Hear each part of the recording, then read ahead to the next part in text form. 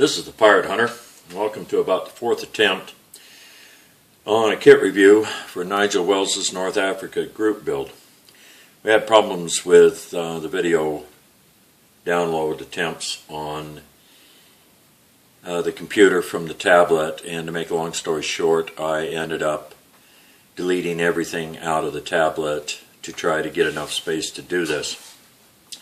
This has an auto backup feature on it, and everything that had ever been put on there had been backed up, so I essentially run out of space. When I'd go to export the video, it would started making it to about 26% and then would quit. Got down to 13% before it finally told me you're running out of space. So hopefully this will work a little bit better this time. The two we're going to do today on this part 2 of the reviews is one from Masterbox and one from Tamiya. First one's going to be Masterbox's German Infantry DAC World War II era North Africa Desert Battle Series. The box art is very good looking on it. The box art, the illustration was done by A. Karashuk, and the sculpture is A. Gagarian. On the top of it, it says Zum Sturm Vorwärts, so I apologize to anybody that's German speaking on my pronunciation. The end of it has the same picture on it, some information about where the company's from, eBay, email address, things like that. This end has the same kind of art on it. On the side of the box, it has in English and several different languages the warnings: avoid inhaling vapors, work in a well-vented room, avoid material getting in your eyes, mouth, as well as skin exposure, things like that. Standard warning on it. On the flaps, on the inside of the flaps, there's nothing like on the Tamiya boxes. On this one, you open it up, you have one sprue on this, and it has been sealed. Apparently Masterbox seals theirs with a reusable plastic strip on this, and I've had this open 5 and 6 times today trying to get these videos done, and it always constantly is sticky and reseals. So that's a pretty good idea. It beats the staples of Tamiya, and it beats having to cut it open, because this way you can close it back up, and if you have any loose parts in there, you don't lose them. This, if you look at the plastic wrap on it, looks like it's been attacked by somebody with an ice pick. And that is from the way it was packaged when I got it. They shipped this box in a soft envelope, and when I got it, it was smashed basically flat in one place on it. So it kind of has got a lot of holes in it. If this had been a box with multiple sprues in it, I think I would have had some really serious issues with broken up parts and broken up plastic. The plastic, the single sprue, comes in tan color on this. Looks pretty good. I've reviewed this several times, so the material is really good. The detail on this thing is really, really good. The detail on the uniforms, you can't really see it because I'm doing this late at night and I don't have really good lighting right here. But on the front of the uniforms, you can see everything. All the straps are there on it, all the pockets, everything is just really, really quite well detailed on this. On the pants, legs, a lot of detail where it's folded. It's got like a natural looking fall and fold to the cloth material on it. The weapons are really pretty detailed. There's a little bit on a couple of the rifles on the stocks where there's a few little sink marks on the rifle stocks, but I think with just a little tiny dab of putty on them, that'd fill it right up. You wouldn't even have any problem at all on that. The submachine gun is very well detailed. Detail on it's very sharp, very crisp, same as it is on the pouches here. The bayonet's pretty good on this. The entrenching tools are good. The small bandoliers are very good. The one issue on this and Hamilcar brought it up on his review of the Ghost Division, is that the helmets are attached off the brim, or the rim of the helmet, I should say. And it can make it a little tough because it's going to leave a divot there, but it's not going to be too much of a divot, I hope, to fill. Because this helmet, and this helmet over here have all been injection molded with a camouflage type covering on it. Cloth type camouflage covering on it. It's got the band around it to hold it in place. So that might take just a little bit of work on that. Overall quality on this is very good. There is very, very minor parting flash lines on this. It just really isn't any there. And the faces are all different for all 5 characters.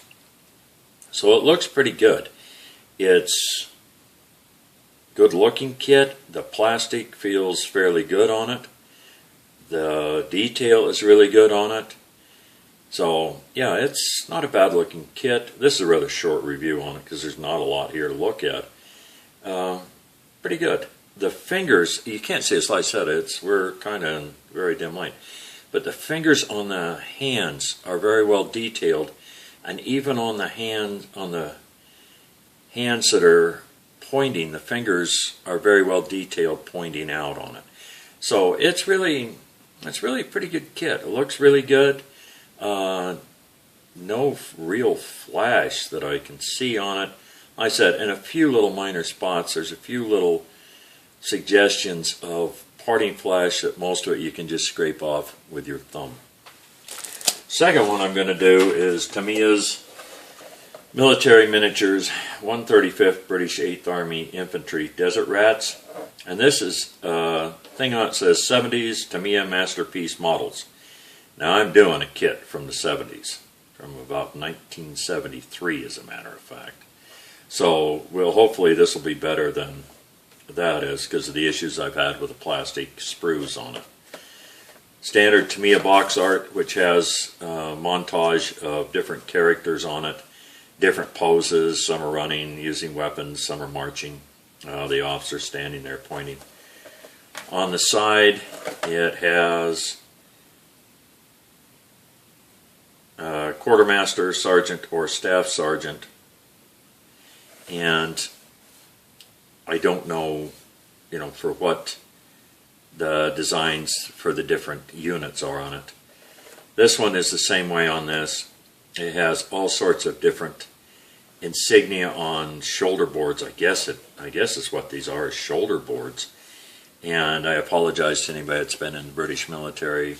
I'm not an expert on British military and ranks and what different insignia mean on it.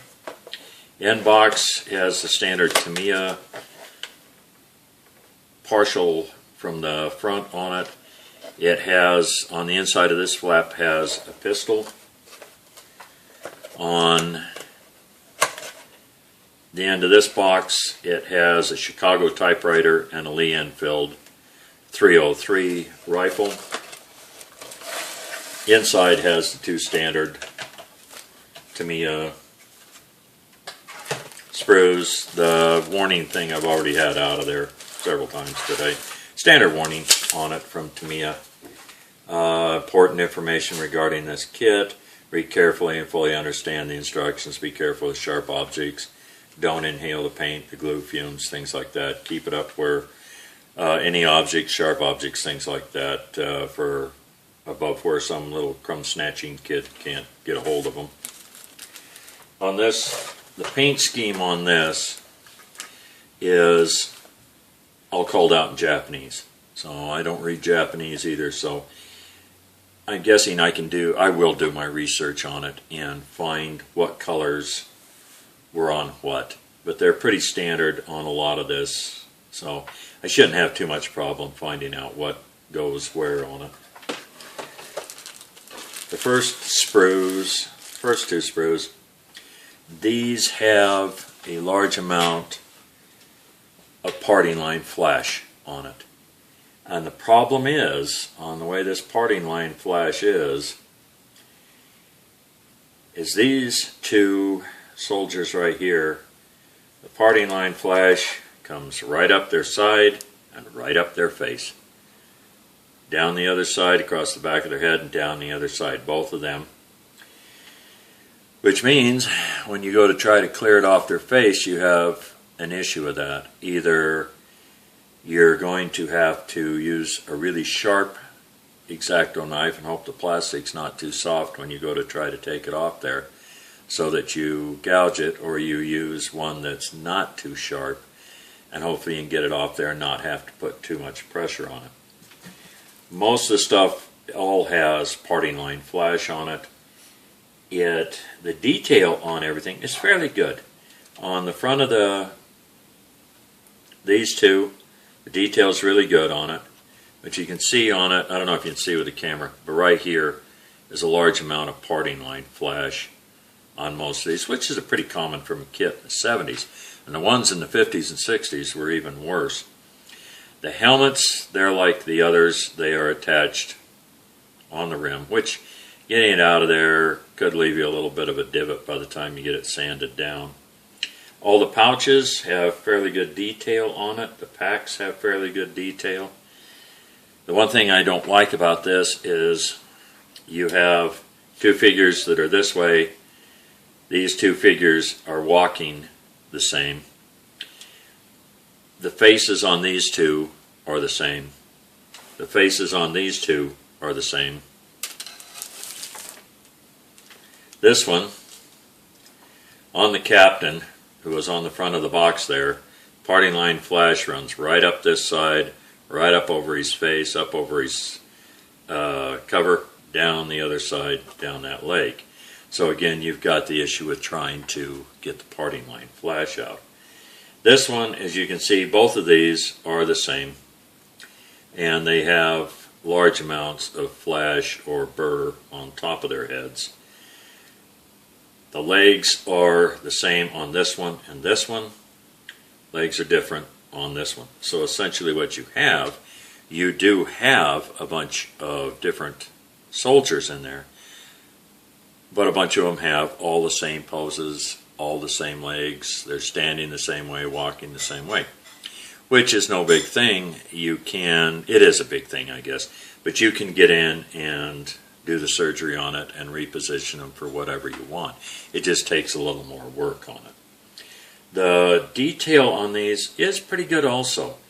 On the hands, the fingers are quite detailed, and the thumbs, you can see them fairly good on it. One problem is where the parting line flash runs on them. Runs right down the arm, across the fingers, right back up this side. Again, it's something you're going to have to be careful of when you go to take it off there. The Chicago typewriter right here has pretty good detail on it. It really does. It's standard Thompson with a 20 round magazine instead of the 50 round drum on it. And I did have an opportunity to use one of them one time, and they're quite awe-inspiring. The canteens all have fairly good detail on it. The detail on the rifles is a little soft in a few places on it. It's the trigger guards and the triggers are individual. You can see that. I got to admit that. You can see that on it. All the bayonets here have fairly good detail. It has two pistol holsters, apparently for the captain. On the front of him, you can even see the lanyard that goes down around here.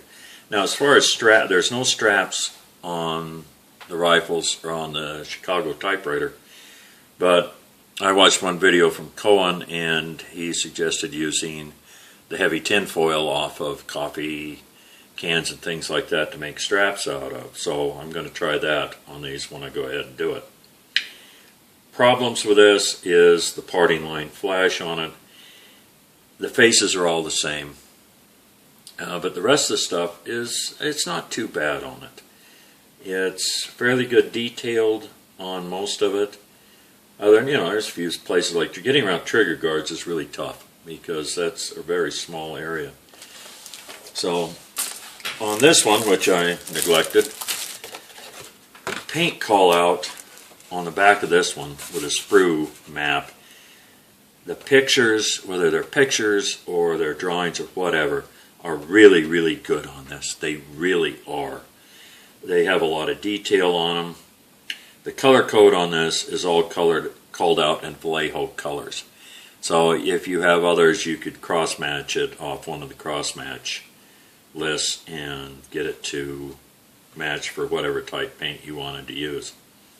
This kit, the more I've looked at this, and this is like the 5th time I've looked at this, so maybe I'm glossing over some things, but I am really impressed with this, the quality of this Master Box kit. It is really, it's really good, it's really sharp, it's really crisp. There's no real parting line flash on it. It's a very good looking kit. The Tamiya has a lot of flash on it and some issues. And the problem with the flash is it runs down across faces and it runs down across fingers, things like that. So trying to remove it's going to be a little tough and a little bit of kind of a hair pulling possibly. Now the third one I have here is from the one I did last night, and that's the British 2-pounder Gun Crew, which was from Vulcan. Now on this, I don't want to lose my shells. On this is another really good kit. The detail is really good on it. There is just really minimal flash on it, minimal parting line on this one and the Master Box. What little there is, in a lot of cases, you can just really run your thumbnail over it and peel it off there. So it's well worth the money on it. It's the same thing. The helmets are attached at the rim. Small detail. Even the really small detail has small parts have a lot of detail on it. The faces also on this. The 3 different faces have 3 different expressions on it, which is good. So you're not looking like you're having an attack of the Clone Wars. Time to shop. Based on the quality of the material, the quality of the castings or the moldings, the injections, whatever you want to call it, I would say the Master Box is probably about the best value for the money. I haven't got into any of the Verlindens or some of the white metal castings, some of the others. I'm just basing it off of Tamiya, Master Box, and Vulcan.